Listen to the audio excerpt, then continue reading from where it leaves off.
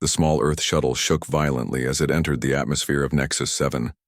Inside, Dr. Jisoo Kim gripped her seat harness tightly. Her knuckles turned white as the craft rattled around her. The planet below was a mess of fire and smoke. Once it had been beautiful, with blue oceans and green forests. Now it was a battlefield. Warning. Entering active combat zone, said the shuttle's computer in a calm voice. Descent path compromised. Jisoo took a deep breath. She was the only human on this mission. The United Earth Coalition had chosen her because she was their best diplomat. She was also the only one brave enough, or perhaps foolish enough, to volunteer. "Show me the surface," she ordered. A screen flickered to life in front of her. The view made her stomach turn. Below her shuttle, two massive armies faced each other across a barren plain. On the left, the insect-like Vosh warriors stood in perfect rows, their black armor gleaming in the harsh sunlight. On the right, the tall, slender Arai troops moved with machine-like precision, their silver suits blending with their pale skin. These two alien species had been fighting for 30 years. A whole generation had grown up knowing nothing but war. And for what? A border dispute that had long ago lost its meaning. Jisoo touched the small device hanging around her neck. It was cool to the touch, a simple metal disc no bigger than her palm. Earth scientists had worked for years to create it. It was part computer, part medical tool, and part historian. It might just save two civilizations, if she could get both sides to listen. Incoming fire detected, the computer announced. Evasive. Action required. The shuttle jerked sharply to the left. Jisoo's head slammed against her seat. Through the viewport, she saw bright streaks of energy weapons cutting through the sky around her. Both sides were firing at her ship. "They think I'm with the enemy," she muttered. "Broadcast the neutral signal again." "Broadcasting," confirmed the computer. No response. Shield integrity at 60%. A direct hit rocked the shuttle. Warning. Lights flashed red across the control panel. The cabin filled with smoke as systems failed one by one. Shield integrity at 20%. Hull breach detected. Emergency landing protocols engaged. Jisoo coughed as the smoke grew thicker. The shuttle was diving now, cutting through the sky like a wounded bird. The ground was coming up fast. Too fast. "Impact in 10 seconds, said the computer, its voice still unnaturally calm. "Brace for crash landing." Jisoo closed her eyes and thought of Earth, of green fields and blue skies, of her family home in the quiet countryside, of her brother Han and his children. Would she ever see them again? The impact came with a deafening roar. Metal tore, glass shattered. The shuttle skidded across rocky ground, spinning wildly before, slamming into something solid. Then everything went black. Pain woke her. Sharp, insistent pain in her right leg. Jisoo opened her eyes slowly. The shuttle cabin was dark except for the occasional spark from broken wiring. She was still strapped to her seat, hanging upside down. The crash had flipped the shuttle onto its roof. She reached for the harness release and pressed it. With a click, the straps loosened and she fell awkwardly to what had been the ceiling. Her leg screamed in protest. Looking down, she saw a piece of metal embedded in her calf. Blood seeped around it, dark and thick. "Computer?" she called. "Status. Report." No answer came. The ship's systems were dead. Jisoo dragged herself to the emergency kit. Inside, she found basic medical supplies. She cleaned and bandaged her leg as best she could, leaving the metal shard in place. Removing it might cause more bleeding. Next, she checked her personal survival pack. Her oxygen filter was intact, essential on Nexus 7, where the air was thin and filled with toxic particles from years of warfare. The filter would give her about 3 days of breathable air. Her water and food supplies would last about the same time. Most importantly, the device around her neck was undamaged. She activated it briefly, and a small green light confirmed it was working. Relief washed over her. Jisoo pulled herself to the shuttle's hatch. It was jammed. She found a metal bar and pried at the door until it groaned open. Harsh sunlight streamed in, along with the smell of smoke and burned metal. She dragged herself out and got her first direct look at Nexus 7. The shuttle had crashed in a small valley between two rocky hills. In the distance, she could see flashes of weapons fire and hear the low rumble of explosions.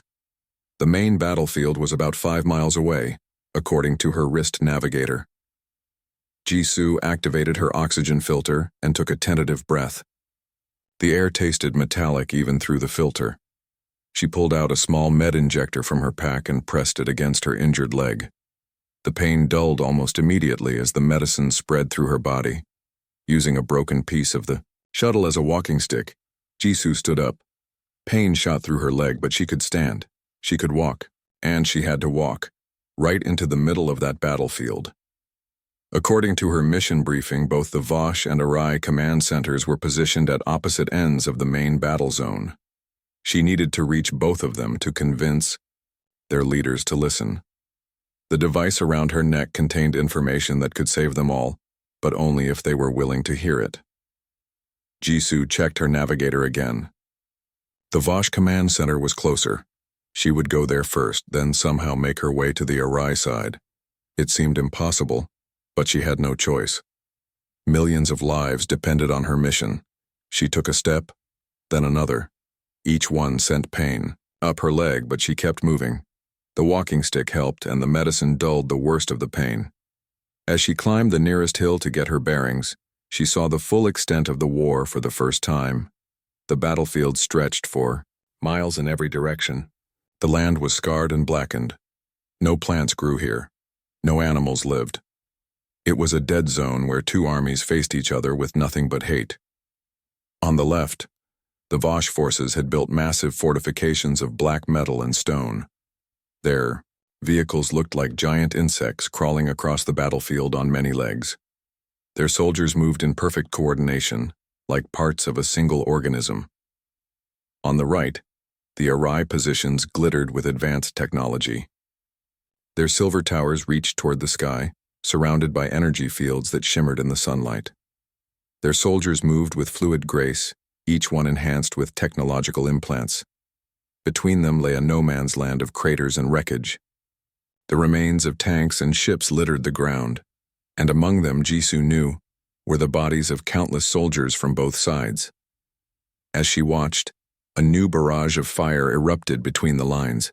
Energy weapons flashed, explosions bloomed, like deadly flowers. The sound reached her seconds later, a constant roar of destruction. Jisoo touched the device around her neck. "I'm coming," she whispered to no one in particular. "I'm coming to help you both." With that, she began her descent toward the battlefield. Each step was painful, but she moved steadily. The sun beat down on her back. Her injured leg throbbed, but she kept going. She was one human woman walking into the heart of an alien war, and somehow she had to make them listen. Jisoo moved slowly through the broken landscape. Her injured leg hurt with each step, but the pain medicine from her pack helped. The walking stick she had made from shuttle debris kept her upright. As she walked, the sounds of battle grew louder. Explosions shook the ground under her feet. The air smelled of smoke and chemicals.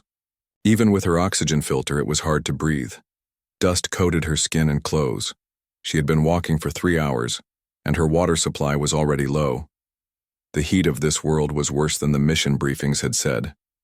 Jisoo stopped to rest behind a large rock. According to her wrist navigator, the Vosh command center was just 2 miles ahead. But those 2 miles were through the edge of the battlefield. She would need to be careful. As she sat catching her breath, she heard a sound, a low groan coming from behind a pile of twisted metal. Jisoo froze. Slowly, she reached for the small stunner in her pack. It was her only weapon, meant for emergency, use only. The groan came again, followed by words in a language she didn't understand. It sounded like clicking and humming. Jisoo activated her universal translator, a small device on her collar. "Help. Dying." The translation came through broken and unclear. Jisoo stood up carefully. "Hello? I'm a diplomat from Earth. I'm not here to harm you." Silence followed. Then the metal shifted and a figure emerged. It was a Vosh soldier. His black armor was cracked and broken in several places. Dark blue blood leaked from a wound in his side. His insect-like face had 4 eyes, all focused on Jisoo. Human. The translator converted his clicks. Why human here? This not human war. Jisoo kept her distance but lowered her stunner. I'm Dr. Jisoo Kim from the United Earth Coalition. I've come to help end this conflict. The Vosh soldier made a sound that the translator couldn't process. It might have been laughter or disbelief. No end to war, he finally said. War is all. I am Commander Dak of the 5th Battle Group. I die here for glory of Vosh. You don't have to die, Jisoo said. She took a careful step toward him. I have medical supplies. I can help you. The Vosh commander raised a weapon, a type of energy, pistol. Why help enemy? You're not my enemy, Jisoo said calmly. Earth is neutral in this conflict. I've come to help both sides. Dak lowered his weapon slightly. His 4 eyes blinked in sequence, a sign of confusion, according to Jisoo's. Briefing on Vosh body language. Help how? With what? Jisoo touched the device around her neck. With information and technology that can save both the Vosh and the Arai. But I need to reach your command center, and then the Arai command center. Dak made that untranslatable sound again. Cross battlefield? Impossible. Die before 10 steps. I have to try, Jisoo said. She took out her medical kit and approached him slowly. Let me help you first. Then maybe you can help me. The Vosh commander watched her cautiously as she knelt beside him. His weapon remained pointed in her general direction, but not directly at her. Jisoo took this as a good sign. She examined his wound. The armor had been pierced by some kind of energy weapon. The flesh beneath was burned and leaking blue fluid. Jisoo applied a cooling gel from her kit, then a sealing agent designed to work with different types of alien biology. Why human help? Vosh? Dak asked while she worked. His voice sounded weaker. Because all life is valuable, Jisoo answered simply. Vosh life. Arai life. Human life. All the same. Not same, Dak insisted. Arai monsters. Kill Vosh young. Destroy Vosh worlds. And what have the Vosh done to the Arai? Jisoo asked gently. Dak was silent for a moment. Same, he admitted quietly. Many dead. Both sides. Jisoo finished treating his wound. There. That should help until you can get proper medical attention. She stood up slowly, careful of her own injured leg. Human injured also, Dak observed. Yes. My shuttle crashed. I was hit by both sides. Dak's upper eyes narrowed while his lower eyes widened. A Vosh expression of regret. Sorry for human hurt. Not no shuttle peaceful. Jisoo nodded. I understand. Now I need to keep moving. Can you tell me the safest way to reach your command center? Before Dak could answer, a high-pitched whine filled the air. They both looked up to see a small silver craft hovering above them. It was an Arai scout ship. Down! Dak shouted, pulling Jisoo behind the rock.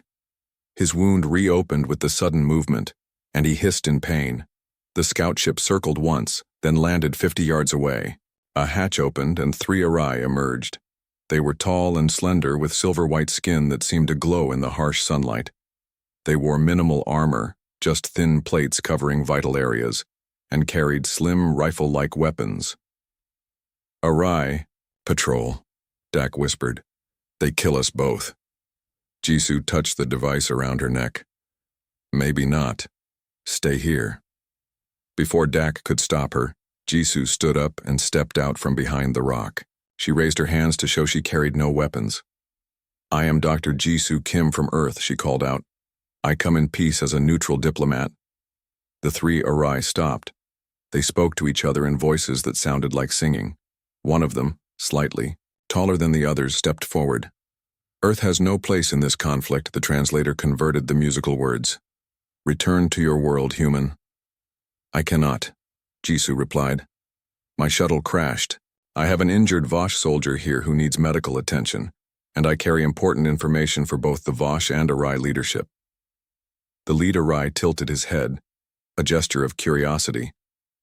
I am Science Officer Elon. What information could... Be so important that Earth sends a lone diplomat into a war zone? Jisoo took a careful step forward. Information about why your weapons are failing more often. About why Arai children are being born weaker with each generation. About a danger that threatens both your species with extinction. The three Arai looked at each other. They spoke quickly in their language, too fast for the translator to keep up. Show proof, Elon finally said. Jisoo touched her device. It projected a small hologram, a DNA strand that twisted and changed, showing damage sites highlighted in red. This is Arai DNA from 50 years ago, she said. And this, the image shifted, is Arai DNA now.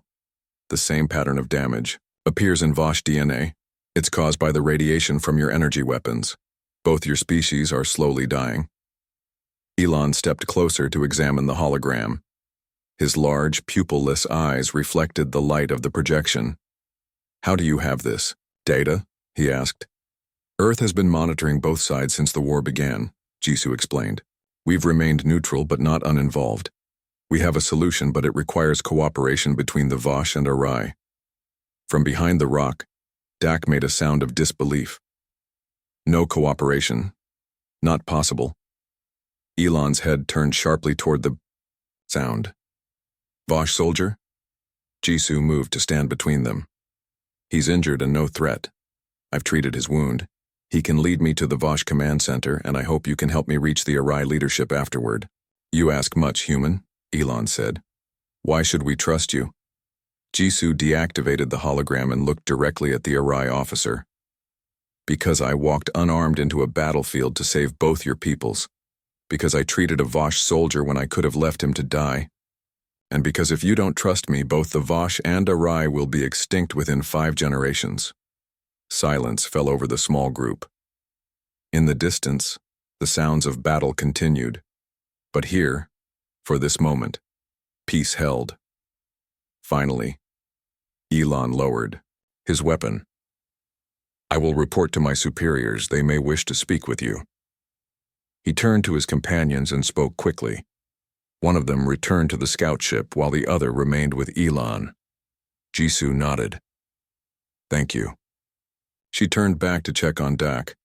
The Vosh commander had managed to stand, though he leaned heavily against the rock. Human brave, he said simply. Maybe foolish, but brave. Jisoo smiled slightly. Sometimes being brave means being a little foolish. She looked between the Vosh commander and the Arai science officer. This is just the beginning. The real work starts when we reach your leaders.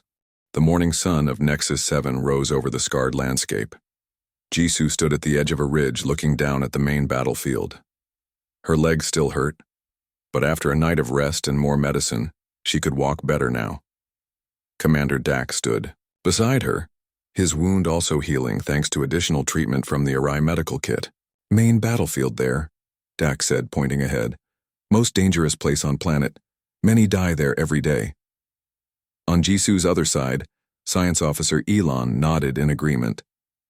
The central zone has been contested for 3 years. Neither side can hold it for more than a few hours. Jisoo studied the field through her small binoculars. It was a wasteland of craters and burned metal. Smoke rose from several spots where fires still burned. Through the haze, she could see the massive armies on either side. The Vosh forces to the west, their black armor and vehicles standing in perfect formation. The Arai troops to the east, their silver technology gleaming in the sunlight. My superiors want to meet you, Elon said.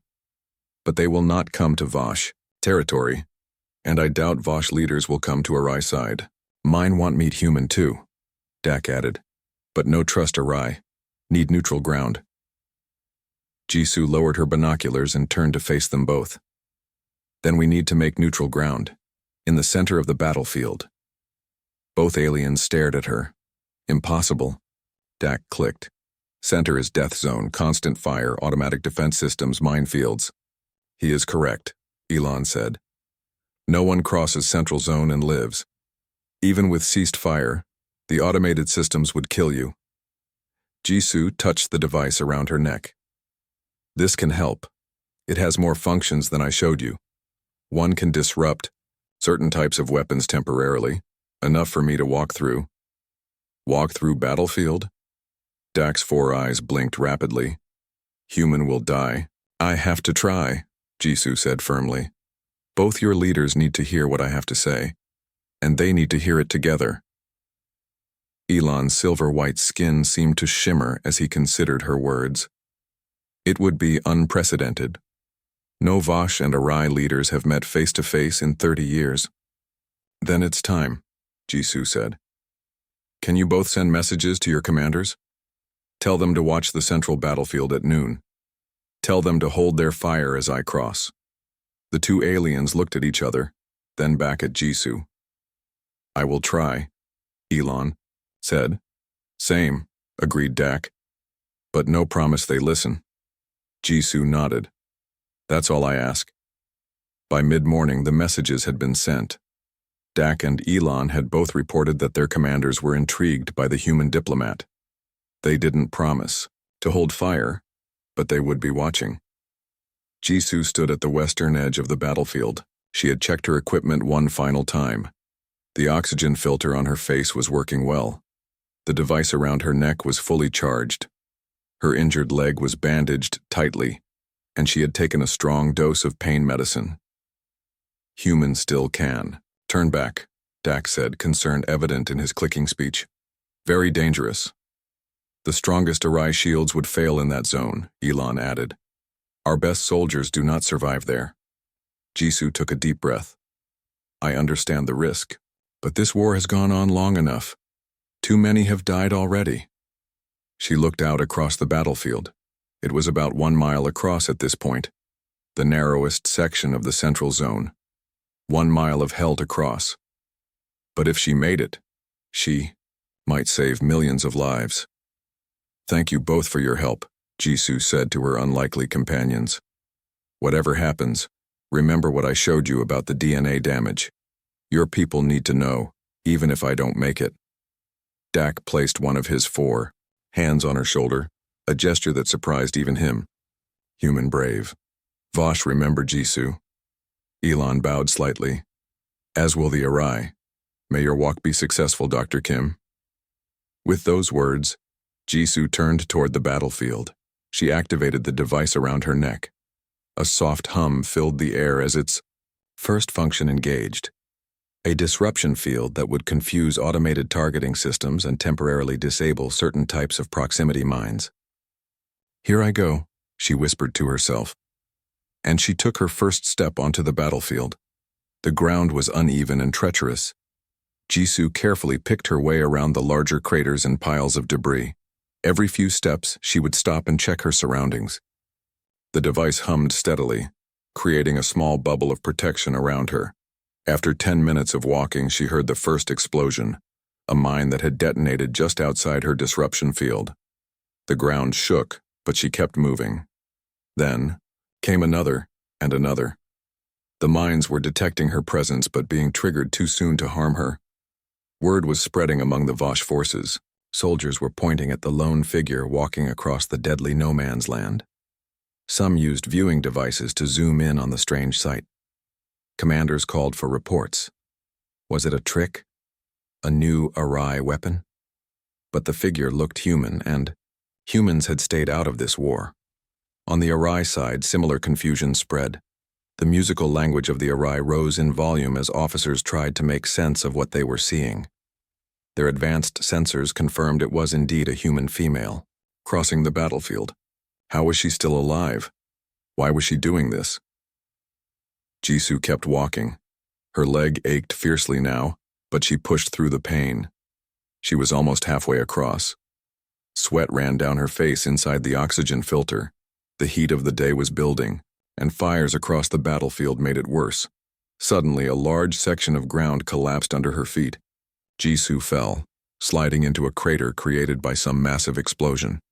She tumbled down its side, losing her walking stick and scraping her hands and face. When she finally stopped rolling, she lay at the bottom of a pit about 15 feet deep.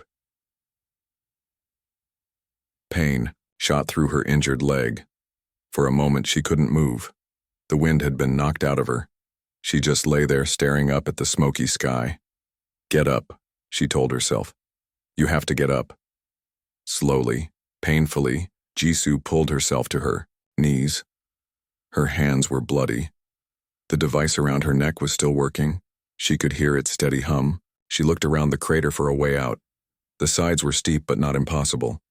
She began to climb, using pieces of debris as handholds. Each movement sent pain through her leg and her scraped hands, but she kept going.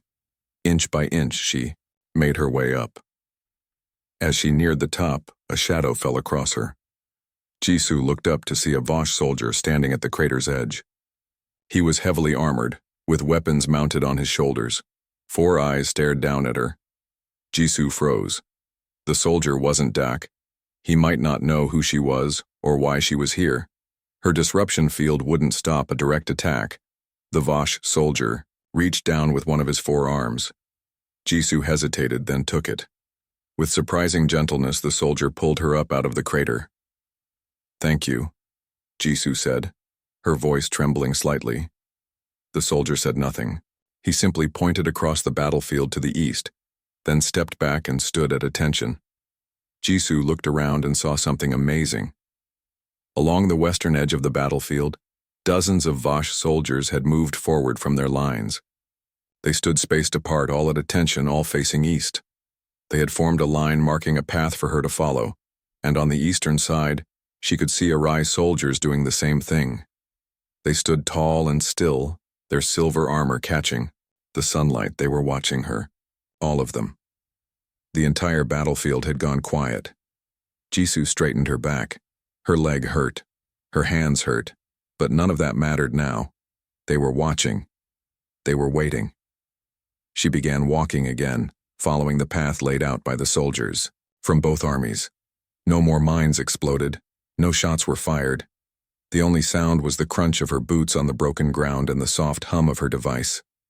Word had reached the highest commanders now. On the western side, Vosh Commander Byung watched through high-powered binoculars. On the eastern side, HFY Director Tae monitored the humans' progress on advanced screens. Neither had ordered the ceasefire. Neither had ordered their soldiers to mark a path. It had happened on its own, spreading from soldier to soldier like a wave of curiosity and hope. As Jisoo reached the middle of the battlefield, she stopped.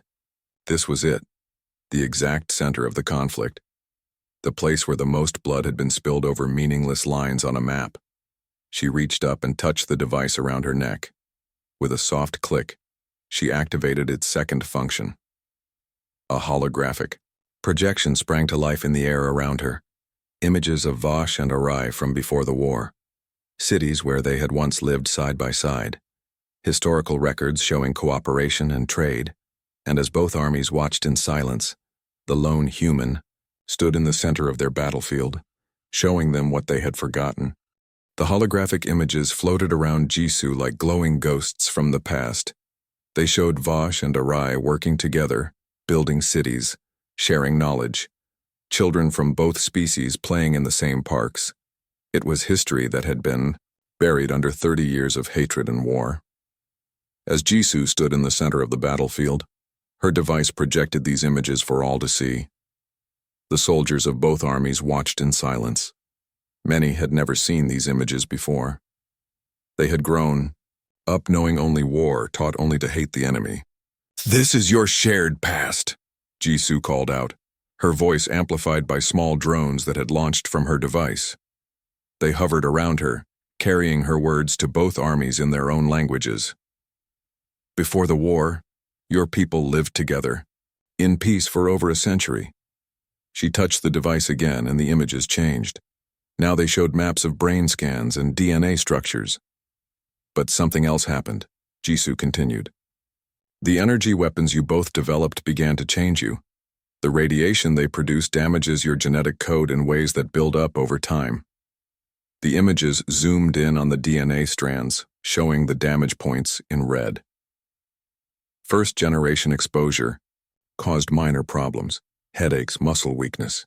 Second generation showed more severe issues, especially in children. Now in the third generation, birth rates are falling for both the Vosh and the HFY. Your weapons are slowly killing you both. Murmurs spread through the armies. Soldiers looked at their weapons. then at each other. Some lowered their guns. Others simply stared at the human who dared to stand between them. On the west side of the battlefield, Vosh Commander Byung watched through his binoculars. He was older than most of his soldiers, with battle scars across his insect-like face.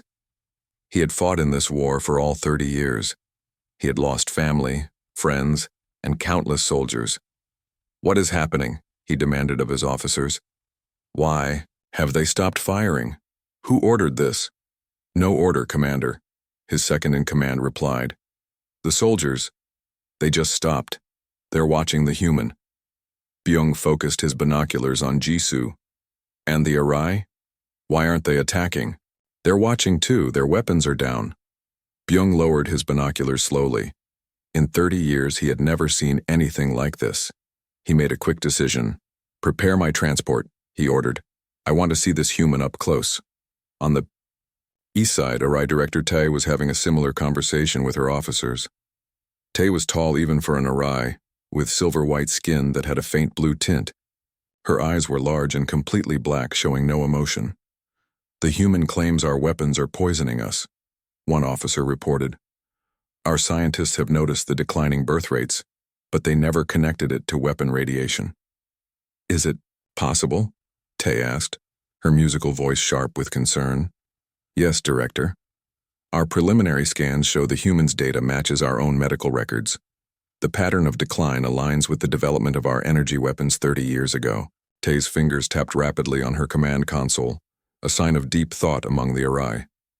Then she stood up. "I will go to the battlefield," she announced. "This human has walked into our war. I will hear what she has to say." Her officers looked, shocked.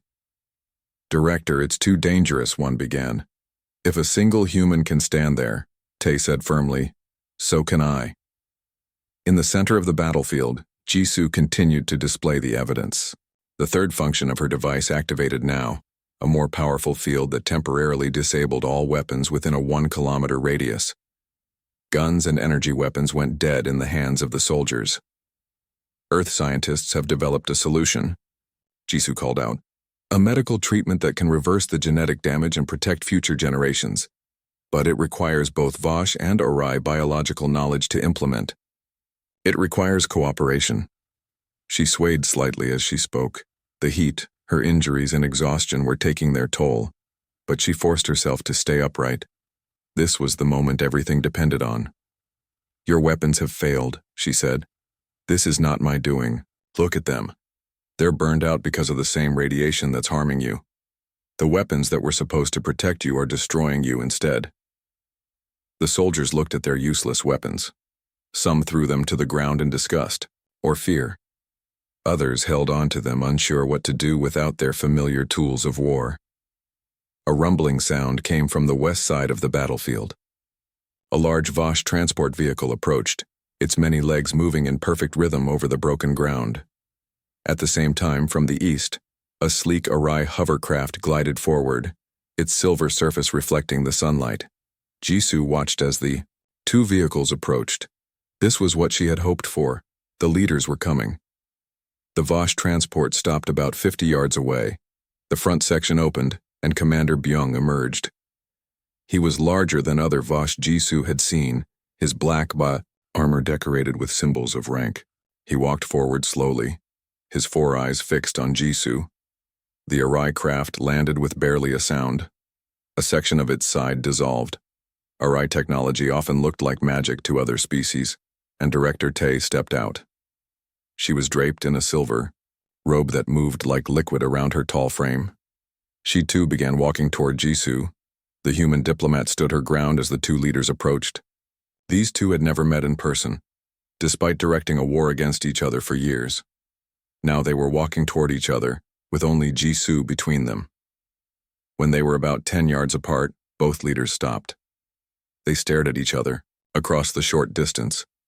Decades of hatred hung in the air between them. "Commander Byung," Jisoo said. "Director Tae, thank you for coming." "Human is either very brave or very foolish," Byung clicked. "Maybe both." "Indeed," Tae agreed, her musical voice cool and measured. "Why have you come to Nexus 7, Dr. Kim?" Why risk your life to stand between us? Jisoo took a deep breath. This was the moment all her training had prepared her for. Because both your peoples are dying, and Earth has a solution, but it requires peace between you. She touched her device again. New images appeared, statistical projections showing population decline over the next 100 years. At current rates, the Vosh will be extinct within 5 generations, Jisoo explained. The Arai will follow within 7. Your weapons have poisoned the very code of life within your bodies. Byung's 4 arms clenched. Arai weapons did this. They developed energy cannons first. Vosh stole our early designs, Tae countered, then weaponized them further. It doesn't matter who started it, Jisoo interrupted.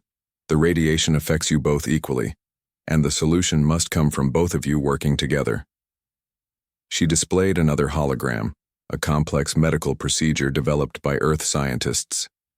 This treatment can repair the damage to your DNA. It can save future generations from birth defects and declining fertility.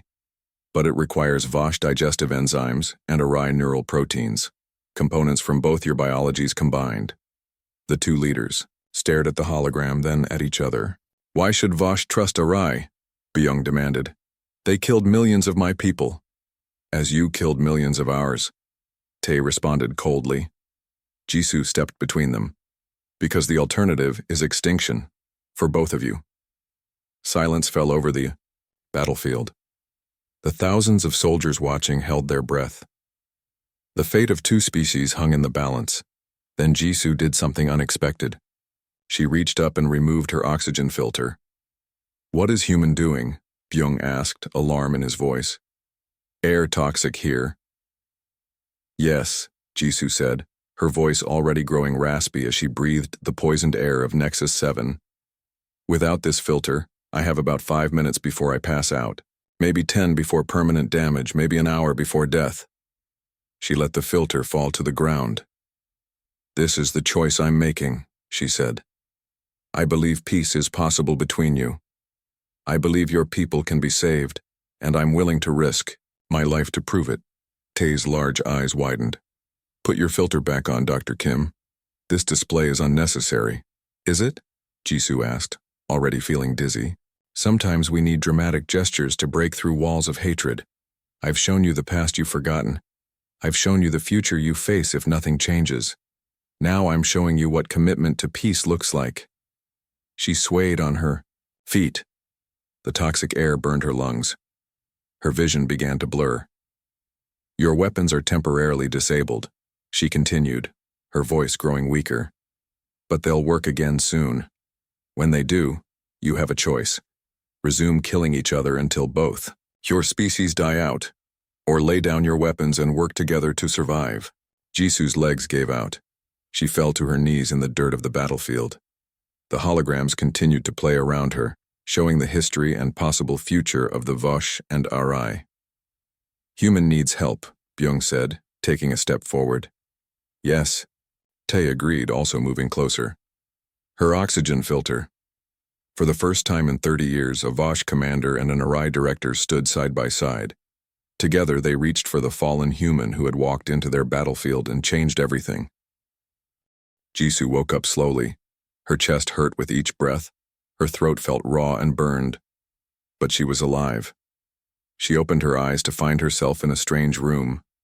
The walls were half black metal, Vosh design, and half silver panels, Arai technology. She lay on a medical bed that seemed to hover slightly above the floor. Medical equipment beeped softly around her. The human is awake, a clicking voice said. Jisoo turned her head to see Commander Dak standing on one side of her bed. His wound was fully healed now, and he wore a fresh set of armor with new rank markings. How do you feel, Dr. Kim? Another voice asked. Science Officer Elon stood on the other side, his silver-white skin glowing softly in the dim room. Like I breathed fire, Jisoo said, her voice raspy. But I'm alive. How long was I unconscious? 2 days, Dak answered. Humans fragile, need much healing. You took a serious risk removing your filter, Elon added. Another minute, and you would have suffered permanent lung damage. Jisoo tried to sit up, Both aliens moved to help her. She noticed they worked together with no signs of hostility. "What happened?" she asked. "After I passed out?" Dak and Elon looked at each other, then back at Jisoo. "Commander Byung put your filter back on," Dak explained. "Director Tai used a RI, medical device to stabilize you. Together," Elon emphasized. "They worked together to save you." Jisoo felt a spark of hope. "And then they talked," Elon said. For the first time in 30 years, Vosh and Arai leaders spoke directly to each other. "Not easy talk," Daki added. "Much anger, old wounds, but talk, not shoot." Jisoo took a careful breath. Her chest still hurt, but the pain was manageable. "Where am I now?" "Neutral zone," Elon answered. This building was constructed in the center of the battlefield, half Vosh design, half Arai. The first joint project in 3 decades. "They built this in 2 days?" Jisoo asked, amazed. "When Vosh and Arai work together, we build fast," Dak said with pride. "This just the beginning." The door to the room slid open. Commander Byung and Director Tai entered side by side. They still kept a careful distance from each other, but the fact that they were in the same room without weapons was remarkable. "Dr. Kim," Tae's musical voice filled the room. "We are pleased to see you recovering." "Human strong," Byung clicked. "Stronger than look." Jisoo inclined her head respectfully to both leaders. "Thank you for saving my life. And thank you for talking to each other." Byung's 4 eyes blinked in sequence. "Human gave us no choice. Show truth we ignored too long." "Your data has been confirmed by both our scientific teams," Tae added. "The weapon radiation is indeed causing the genetic damage you described. Our species face extinction if nothing changes." "So you'll work together on the treatment?" Jisoo asked hopefully. "We have begun," Tai said. "Preliminary tests are promising. The Earth solution appears viable. But more than medical treatment," Byung added. "Need peace, real peace." Jisoo looked at the 2 leaders standing in the same room after 30 years of trying to kill each other. It seemed impossible, yet here they were. "Is that what you want?" she asked them both. "Peace?" Tae's long fingers tapped against her silver robe, that gesture of deep thought. "War has become habit, easy to continue, hard to stop, but extinction is harder." "Many Vosh want keep fighting," Byung admitted. "Many Arai too, yes? But leaders must see further than revenge." "We have drafted initial agreement," Tai explained. "Ceasefire, research cooperation, border discussions." "Small steps," Byung added. "But first steps important." Jisoo felt tears in her eyes. Her mission had seemed impossible when she'd crashed on this planet. Yet somehow she had succeeded. 2 species that had been locked in deadly conflict for 3 decades were taking their first steps toward peace. "There is something else," Tae said, her voice taking on an unusual tone, almost hesitant. "Something we discovered when studying your medical data." "Yes," Byung agreed. "Most strange, most unexpected." Jisoo looked between them. "What is it?" Tai activated a small device on her wrist. A hologram appeared between them. 3 DNA strands, floating side by side. One was labeled Vosh, another Arai, and the third human. "These portions," Tae indicated specific sections of each strand. "They are remarkably similar, not random chance, not convergent evolution." "What are you saying?" Jisoo asked, though she was beginning to understand. "Long ago," Byung explained, "before Vosh history records, before Arai too, someone came to our worlds." "Humans," Tai said simply. "Or perhaps your ancestors. They visited this sector of space thousands of years ago." "Modified our ancestors," Byung added. "Make Vosh better, survive on cold world. And Arai better suited to high-gravity environments," Tae continued. "We were engineered, both our species." Jisoo stared at the DNA strands. Earth scientists had suspected something like this but had never found conclusive proof. The similarities between human, Vosh, and Arai DNA were too specific to be coincidence. "Your people planted the seeds of life across many worlds," Tae said, "then disappeared, perhaps died out. perhaps return to Earth. But DNA no lie, Byung insisted. Vosh and Arai distant cousins, and human like ancient ancestor to both. Jisoo took a moment to process this. It explained why the Earth scientists had been able to develop a treatment that worked for both species. It explained why humans had taken such an interest in this distant war. We've been killing our cousins, Tae said softly, for 30 years. Fighting family, Byung added, his clicking language somehow conveying sadness. Not know. Not understand. Jisoo reached out her hands, one toward Tae, one toward Byung. After a moment's hesitation, they each took her offered hand. Then it's time for this family to heal, Jisoo said. 1 week later, Jisoo stood on the landing pad beside her repaired shuttle. Commander Dak and Science Officer Elon stood with her, along with a small group of Vosh and Arai representatives. You sure you must go?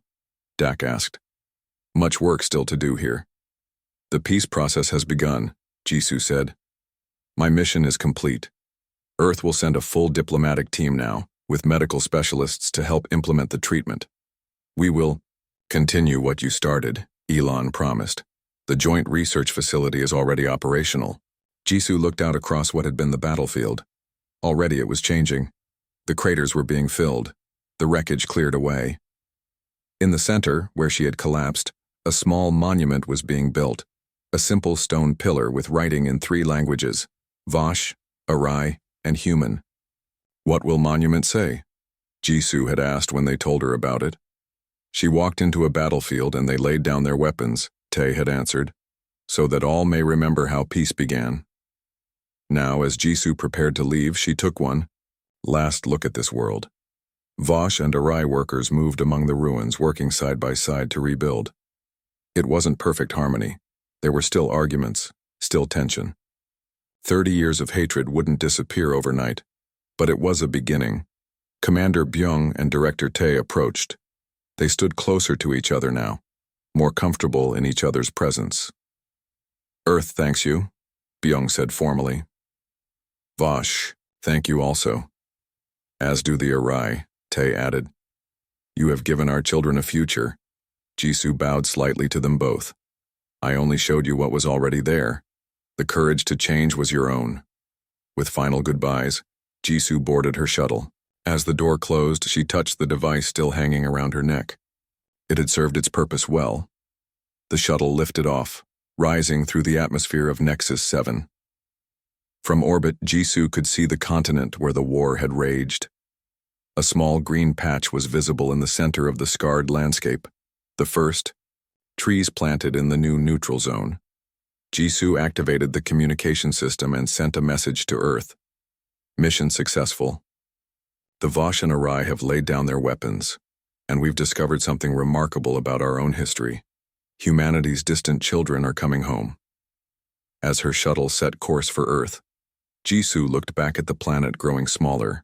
Behind her, one person could make a difference. One walk across a battlefield could change the future of 2 species. She had walked into hell with nothing but truth and courage, and somehow, it had been enough. The end.